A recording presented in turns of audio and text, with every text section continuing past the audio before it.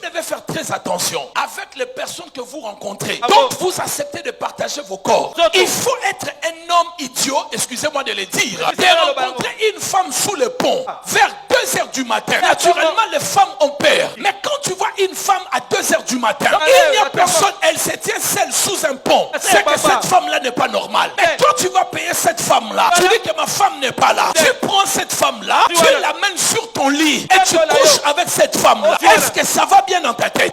Une femme sous le pont à 2h du matin, elle n'a pas peur. Elle est en train de se prostituer. Tu ramasses une telle personne. Tu la fais entrer dans ta voiture. Tu l'amènes chez toi à la maison. Tu t'accouples avec cette personne et tu donnes ta sémence. Tu ne sais pas que tu as donné ton énergie. Je vais vous dire une chose, pasteur. Jésus a tout fait de ce que l'être humain pouvait faire sur la terre. Jésus a pleuré devant la tombe de Lazare. Jésus a eu faim dans les déserts. Jésus a dormi sur la montagne des Oliviers. Jésus a fui lorsqu'on les cherchait. La seule chose que Jésus n'a fait, il n'a pas couché une femme. Est-ce que vous vous êtes déjà posé la question pourquoi? Pourquoi il n'a pas fait cela? L'énergie du Christ allait sur une femme. Ferme la parenthèse. Je le dirai peut-être plus tard, peut-être pas ici. La seule chose que le Christ n'a pas fait, il n'a jamais couché une femme. Depuis qu'il est venu sur la terre, il est parti. Ça doit nous interpeller. Pourquoi il ne l'a pas fait? Est-ce que je parle à quelqu'un? Alors je reviens sur ces frères-là. Il va coucher avec cette fille. Il accompagne la fille chez elle. Vers 3h du matin, 4h par là. Et puis, un dernier bisou. Je viens te voir aux alentours de 11h, 12h, on ira manger. Le monsieur est parti. Il est rentré chez lui, il s'est reposé. Aux alentours de 11h midi, il vient chercher sa copine. Là où il avait déposé la fille. Et il frappe la porte.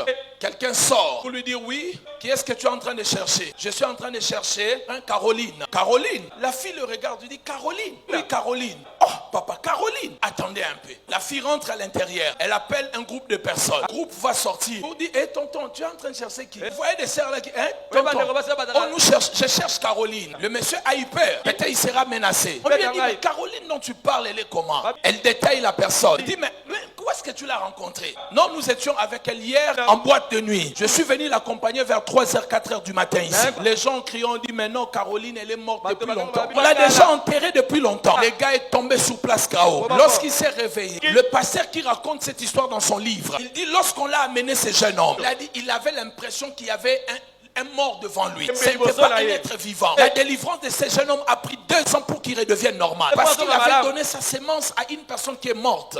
Les habitants du monde de la nuit. Le monde de la nuit a un fonctionnement. Je reviens sur ce que je disais. Le monde de la nuit a ses habitants. Le monde de la nuit a son organisation. Le monde de la nuit a son fonctionnement. Le monde de la nuit a aussi ses mariages. Tous ces points que je suis en train de dire, c'est ce que je vais développer. Le monde de la nuit a aussi ses marchés, que nous appelons des marchés de nuit. Le monde de nuit a aussi ces mariages que nous appelons des mariages de nuit. Le monde de la nuit a aussi ses négociants et ses vendeurs que nous appelons des vendeurs de nuit. Ainsi, si vous ne comprenez pas ce fonctionnement, bien aimé dans le Seigneur, vous serez victime du monde de la nuit. Écoutez-moi attentivement parce que je tends vers la conclusion.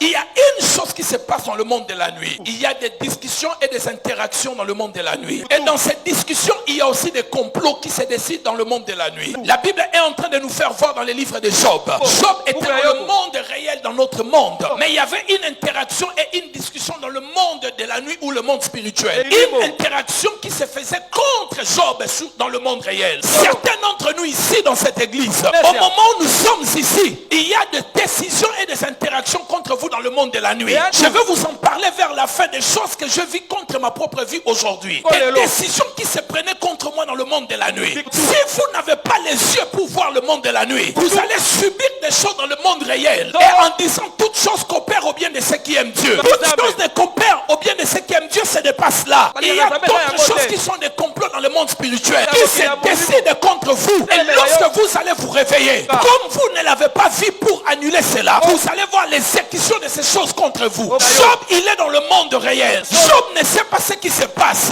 Job est un homme d'affaires aguerri. Job est un homme d'affaires qui réussit dans tout ce qu'il fait.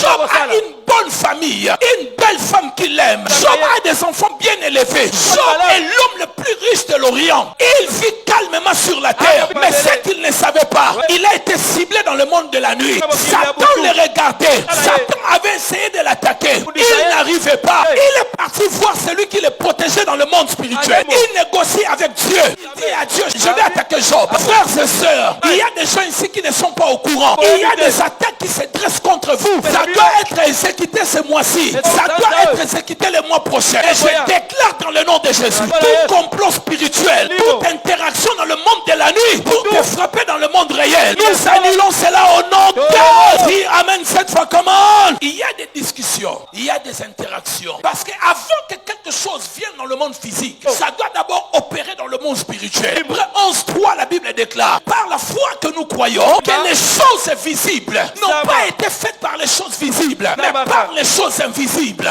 Les choses commencent d'abord dans les spirituels, dans le monde de la nuit, avant que ça se manifeste dans le jour. Lorsque vous lisez, mes bien-aimés, bien la Bible, vous allez comprendre que la journée ne commence pas le matin mais la nuit. C'est pour cela on ne dit pas 1h du soir, 1h du matin. Et la Bible dit dans Genèse, il y a un soir, il y a un matin, c'est fut le premier jour. Le premier jour a commencé le soir et cela s'est achevé le matin. C'est la nuit que les choses commencent. Et le matin, vous vivez l'exécution. Job ne le savait pas. Job est tranquille sur la terre. Mais il y avait une interaction, une réunion, une décision dans le monde de la nuit. Je prie que Dieu vous ouvre les yeux. Que vous voyez tout ce qui se trame contre vous la nuit dans le nom de Jésus. Que Dieu vous révèle des choses. L'enfant tombe, se casse. Ce n'est pas un hasard. Cela a été décidé la nuit. C'est pour cela que tu dois annuler lorsque tu te réveilles tout ce que tu as vu la nuit. Ainsi je déclare dans le nom de Jésus, j'annule tout complot spirituel, toutes les réunions de la nuit qui se trament contre moi. Je viens annuler cela. Tout ce qui se prépare contre moi d'ici le mois de décembre, au nom de Jésus de Nazareth, j'annule cela. Je déclare cela nul et sans effet. Et c'est là au nom